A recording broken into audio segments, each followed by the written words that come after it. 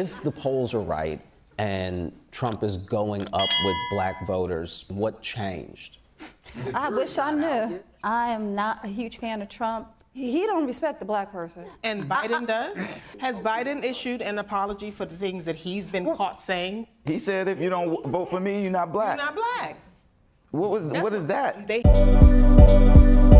We are a center-right organization. So I'm saying this to say that the majority of the people that actually call or I come in contact with usually are center-right. Something has changed.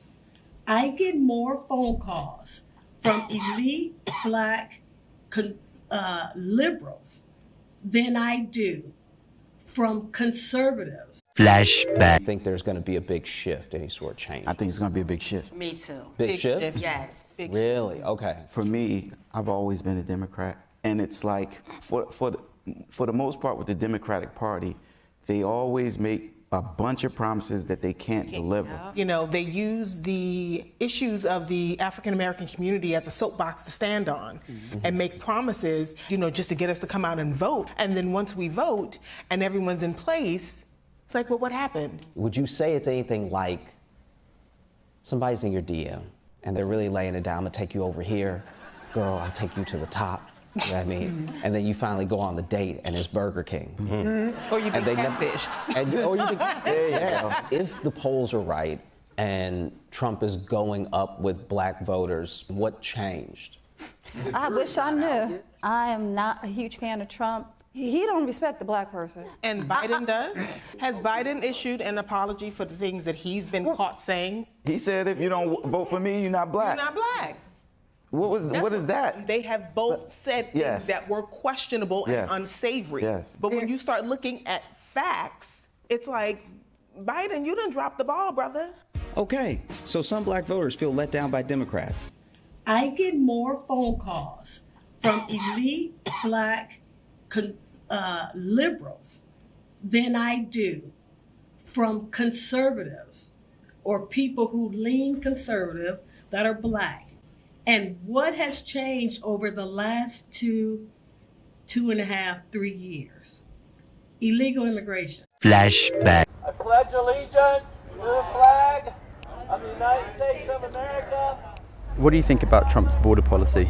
I love it. I'm 100% for it. As a Mexican American, I truly believe that we need to take our country back. When I came to this country, I stood in line for hours and days before I could get my green card. Do you know anybody that crossed the border without applying for a green card? Oh yes, unfortunately I have family members that did. Cousins, nephews, nieces. Because those people might be deported if Donald Trump wins. That's okay, that's okay. You would be okay with your cousins being deported? Yeah, I will be okay. They can be deported, but they can also apply to come back to the United States, but do it the right way. How long have they been here for? Years, like 20, some like 30 years. How do you think they would feel about you saying that? Oh, they would be very angry. They are angry at me right now. They don't talk to me because I support Trump. I get phone calls at 11 o'clock in the morning from pastors, from leaders of NGOs, from community leaders, asking for my help that would never have the same policy and believe in the same policy issues that I do. But they're asking for help because for the first time, the straw that broke the camel's back is mass illegal immigration in black communities. Now, what I want Mexicans and immigrants to know, this ain't about hatred. No, we're just talking about what makes sense and what doesn't make sense. Did you watch that lawyer break down the 14th Amendment is going to Supreme Court? They out of here soon? No, I didn't see it. But the 14th Amendment was never meant for illegals to come over here by the millions to dump anchor babies. It wasn't created for that. It is not Mexico's economy. If California was still Mexico, they would still be crossing the border illegally. That's what I said. That's exactly what I've been saying. That's my point exactly.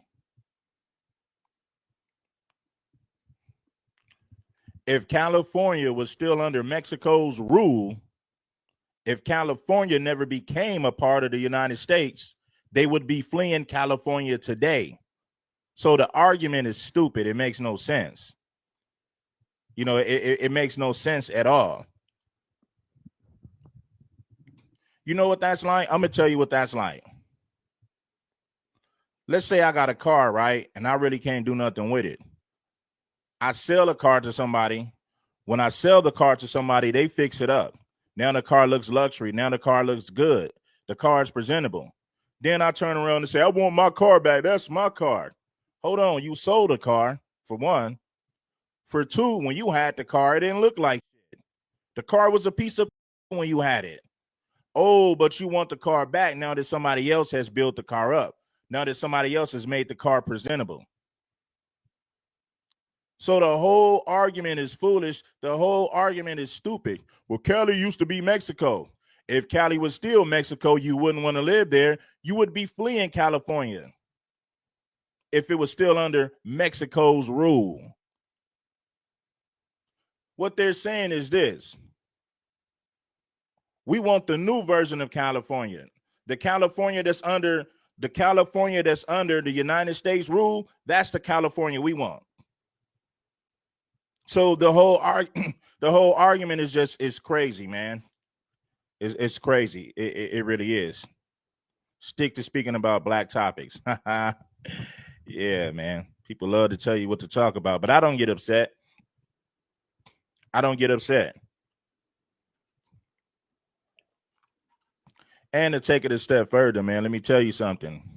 California was only Mexico for 27 years. So it was only Mexico for 27 years. That's the crazy part about it. But that's why I tagged that on the screen, man, because I don't think they realize what they're saying. What they're saying makes no sense. This used to be Mexico. This used to be Mexico. If it was still Mexico, you wouldn't want to be there. You would be fleeing by the millions if Cali was still Mexico. You know?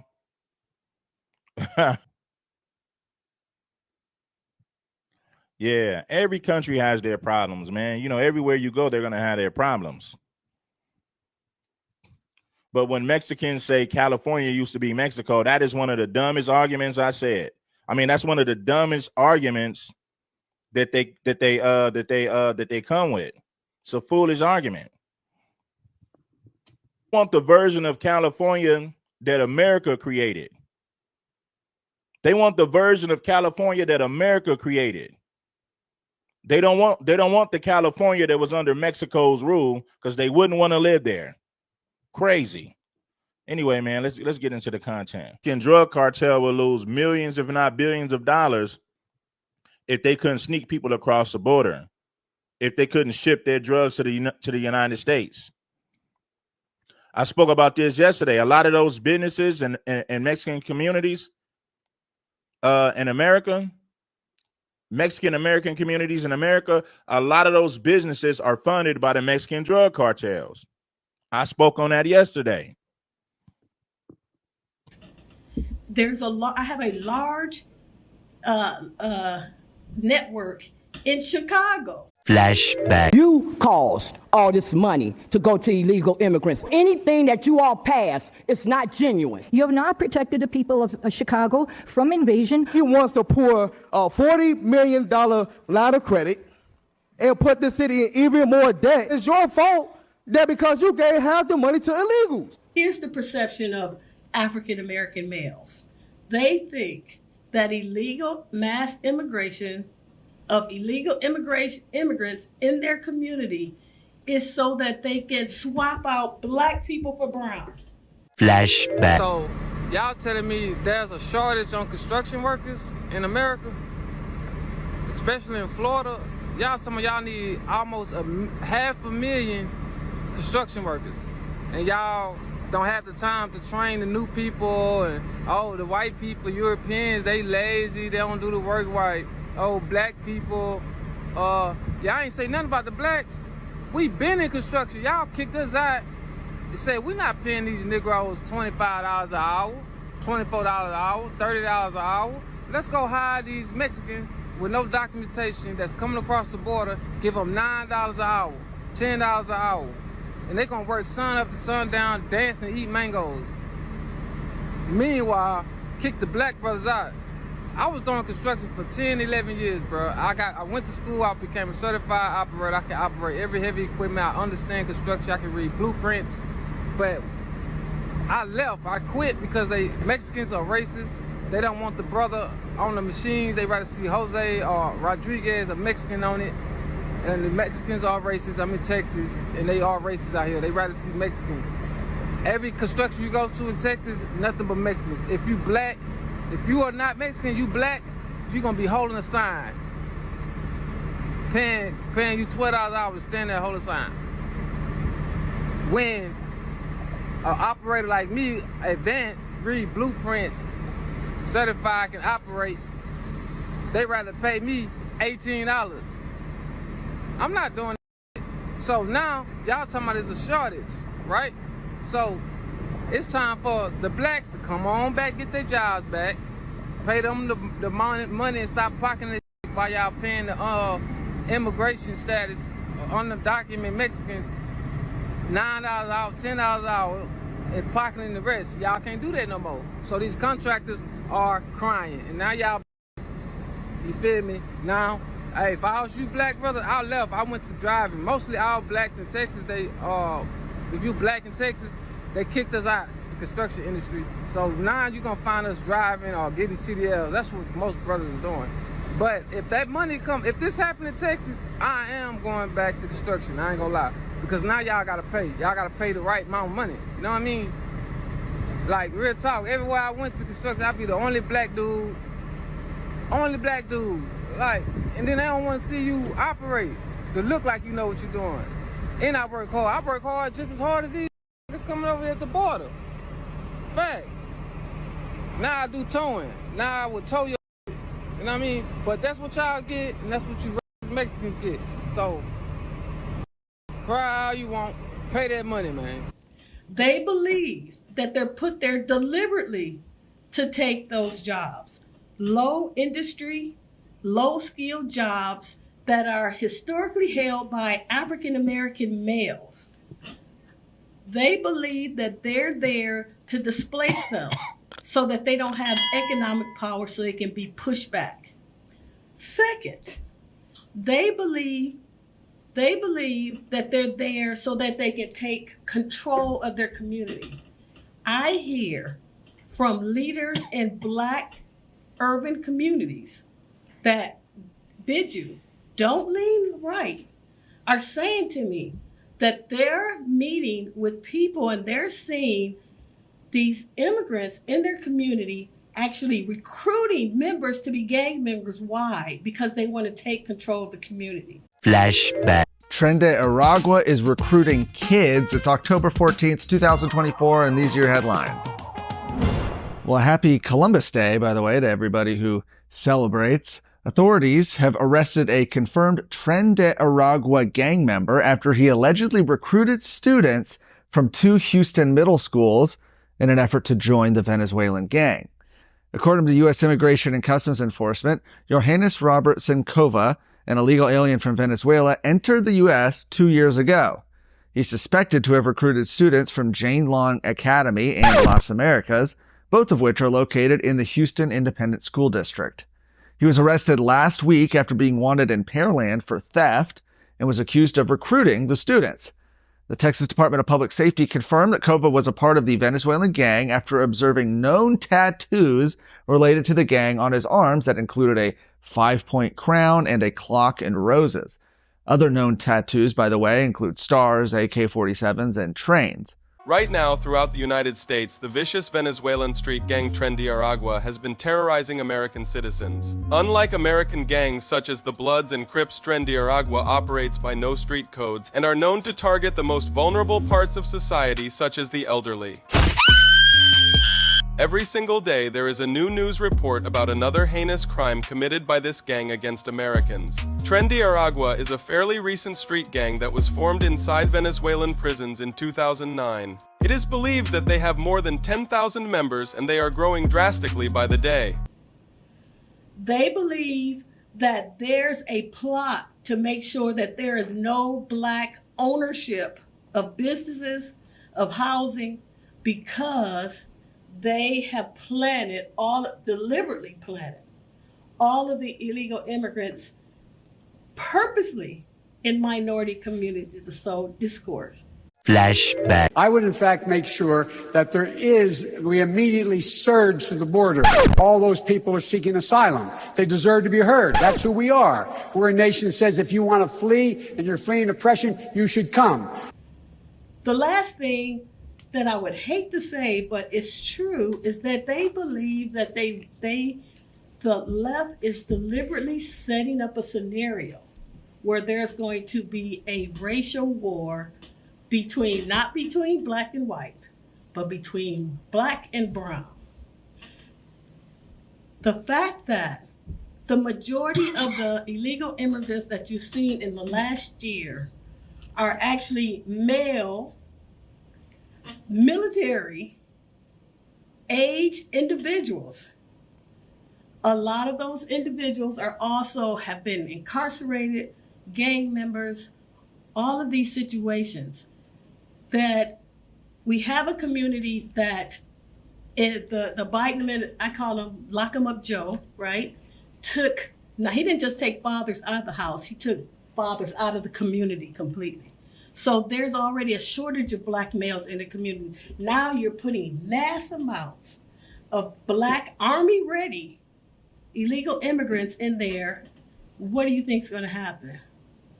Now, perception is a powerful thing. For the first time, you have black males who historically lean left that are all of a sudden moving to the right. Why? Because economically, they're being pushed down the ladder, and these other people are coming, illegal immigrants, that are being pushed forward and on the pedestal. Yo, what's up, guys? Your boy Benny. Welcome to Chinatown in Washington, D.C. You can't get closer to the White House than right here. We are going to ask Americans today what they think about Kamala Harris. Kamala.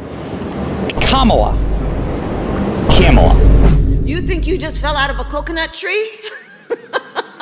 We don't know. But we're going to find out today. Benny on the Block, Washington, D.C. edition. What do people think? Let's go. Kamala Harris, sir, what do you think? Yeah? I ain't gonna lie, I'd take Trump back though. Trump 2024? Yeah. Cool. Do not come. Do not come. I'm gonna come.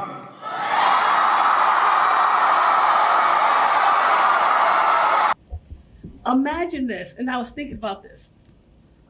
The average income, median income for African Americans, just nationwide, $35,700 odd a year. That's somebody that's doing well. That's the median income. That translates to about a little bit over $31,000 a month pre-tax. $3,100 a month pre-tax. If you add in the 15%, because they still have to pay tax, that's about $2,600 a month. From that, take away rent, which the average is $1,500 a month. In Chicago, $1,800 a month. If you're lucky, you can share an apartment with somebody, maybe not. So you're deducting that. Now you got to take out your transportation costs. You have to take out your food costs. Illegal immigrants can come into this country. They get $2,200 a month for SSI. They get free rent. So let's add that. $2,200 average, $1,500 in free rent. They're already up to $3,700 a month. Then you add in, and if you use the Eric Adams model, they get another $1,400 in a debit card to pay for food and clothing and whatever accessories. So now you have people on this end who might have about $400 a month to spend. If they're probably going to be in the hole because they got other necessities that come up. These people over here are actually living an upper middle class life. Why? They're being rewarded for crossing the border illegally. And that doesn't even include the fact that they get free college. They get free health care. So the perception is actually meeting reality when you see that there are people who have been fighting for freedom. And when you hear people say racism, when you hear Black people say racism, what they're talking about is financial freedom, financial stability. I don't feel as financially stable as this person over here that's doing well, or this person over here that can afford all their bills, this person that can take care of their families. And in this sense, Black people are being pushed back, illegal immigrants are being propped up. Today, our cities are flooded with illegal aliens. Americans are being squeezed out of the labor force and their jobs are taken. By the way, you know who's taking the jobs that are created? 107% of those jobs are taken by illegal aliens. And you know who's being hurt the most by millions of people pouring into our country? The Black population and the Hispanic population, because they're taking the jobs from our Black population, our Hispanic population, and they're also taking them from unions. The unions are suffering because of it. Thank you. Thank you. I like you too. Thank you very much.